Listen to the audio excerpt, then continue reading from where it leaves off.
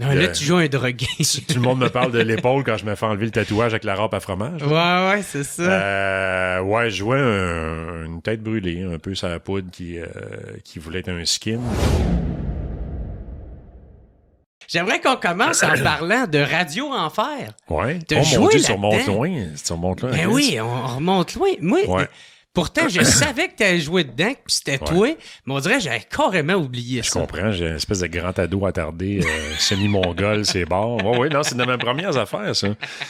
Mes chums, tu sais, c'est Michel Charette, François Chénier, c'est des bons chums. Puis là, Ben je pense ouais. que j'étais sorti de l'école, ça faisait pas longtemps. J'ai fini l'école nationale en 95. Je me souviens plus c'était en quelle année que j'ai fait ça, Radio Enfer. Mais c'est ça doit être dans tes débuts, là, ouais. parce que... Oui, c'est d'un début. Je pense que c'est dans tes premiers rôles. Oui, complètement. Si c'est pas oui, le parce que premier. je me souviens qu'à cette époque-là, moi, quand je suis sorti de l'école nationale en 95, j'ai fait comme sideline. Je faisais de la caméra dans un gros studio d'audition pour des séries télé et des films. Ça, c'est quoi? C'était un caméraman? Oui, Ou, c'est moi qui faisais quand tu faisais les auditions, c'est moi qui étais à la caméra. Ah, C'est ok. ça. Fait que j'ai beaucoup appris en faisant ça. J'ai beaucoup appris le processus des auditions pour le cinéma et la série télé.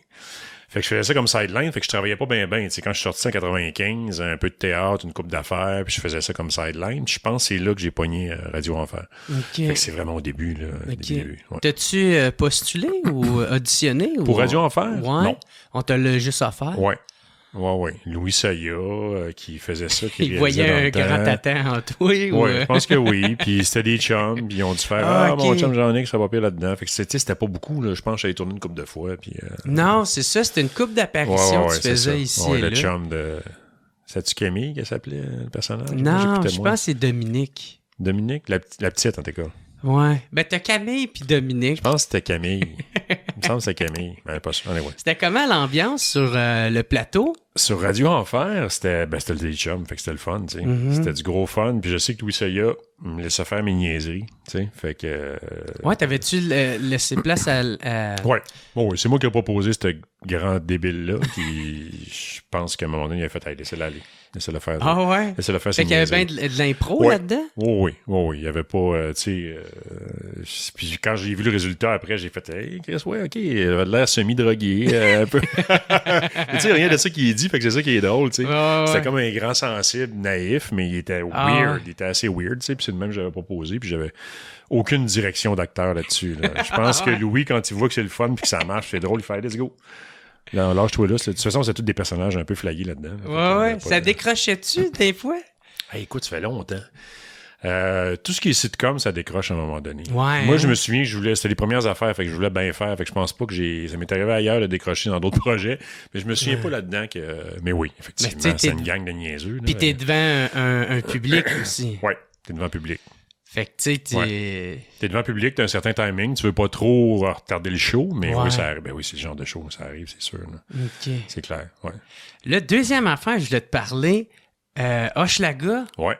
Hey, ce film-là, là, j'ai capoté sur ce film-là. J'ai t'es pas tout adoré seul. ce film-là. T'es pas tout seul. Pour vrai, même encore aujourd'hui, Ouais. je trouve que ça fait partie des bons films québécois qui s'est fait Ouais. ici. Là. Ouais, c'était un bon Michel Jeté qui avait réalisé. Ouais. C'était qui avait beaucoup de connexions à l'intérieur de ce monde-là, puis ce milieu-là. Fait qu'il l'a bien écrit, il l'a bien décrit. Tu sais. Ah ouais, c'est le même qui a préparé ce film. Ouais, c'est un gars qui avait des connexions à gauche, à droite, puis c'est de ça qu'il s'est inspiré. Fait que je pense que c'était à ce niveau-là, c'était bien écrit. Tu sais. Il y avait une bonne vision de l'intérieur de comment ça se passe. Puis oui, c'était marquant. Puis tu sais, c'est clair que mon personnage, tout le monde me parle du... Non, là, tu joues un drogué.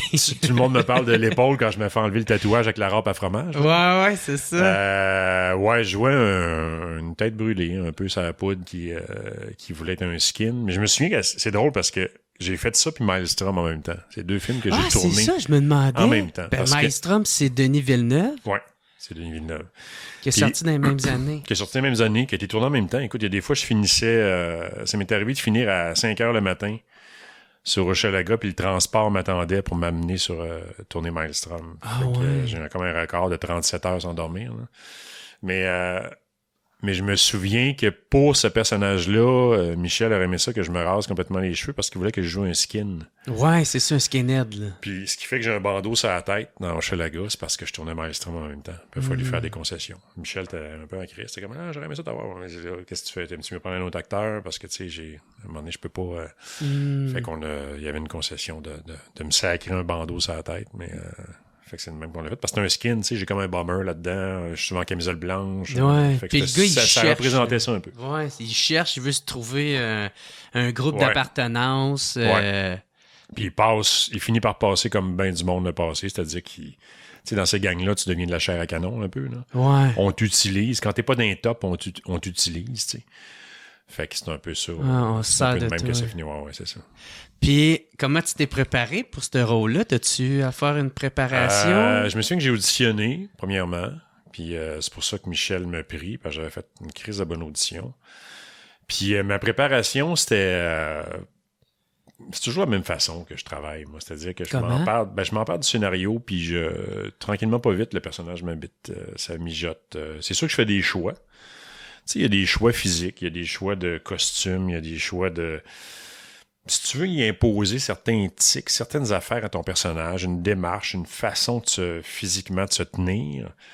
Puis pour le reste, c'est du travail intérieur. Fait que pour le reste, je te dirais que le personnage m'habite tranquillement plus les jours avancent. C'est pour ça que ma blonde souvent me trouvait pas du monde quand un personnage approche.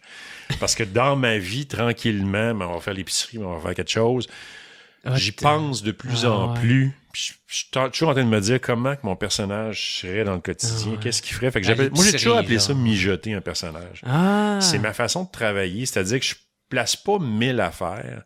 Je pars rarement de l'extérieur, je pars beaucoup plus de l'intérieur pour après y mettre des choses que je veux y mettre. Ah, j'aimerais ça, que je vais dire n'importe quoi. J'aimerais ça que, je sais pas moi, qu'il y ait du tabac chiqué. J'aimerais ça qu'il fasse telle affaire. J'ai l'impression qu'il y a telle patente. Mais ça vient après. Fait que ma première approche, c'est beaucoup lire et relire le scénario en pensant au personnage. Donc, je l'entends. J'entends la façon dont tu vas faire les répliques. Puis après ça, il y a des choses qui s'installent. Si c'est un personnage nerveux, si c'est un personnage sur la poudre, si c'est un personnage qui est plutôt comme dans l'oie du cochon, un peu plus dans sa tête, ça va pas vite, mais il est dangereux. Mais tu sais, fait que c'est des choses qui s'installent tranquillement. Fait que moi, j'appelle toujours ça mijoter les affaires. C'est comme un croque-pot un peu. Tu t'assimiles, tu lis une fois, 2 fois, 3 fois, tu penses au personnage, tu y penses de plus en plus la journée de tournage approche.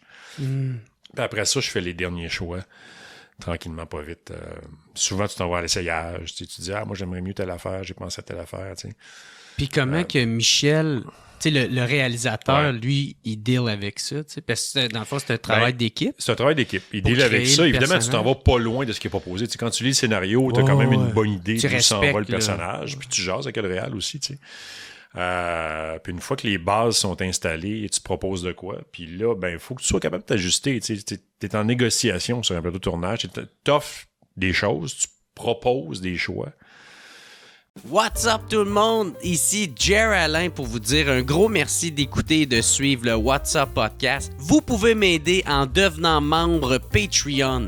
Il y a plein de sortes de forfaits. Il y en a à 3, il y en a à 4, d'autres à 15, puis d'autres à 25. En plus de m'aider financièrement, vous allez pouvoir voir les épisodes d'avance et pas besoin d'attendre qu'ils sortent en ordre chronologique. Devenez membre au patreon.com/whatsuppodcast. Sinon, gros merci tout le monde de me suivre, c'est super apprécié. Passez une excellente journée.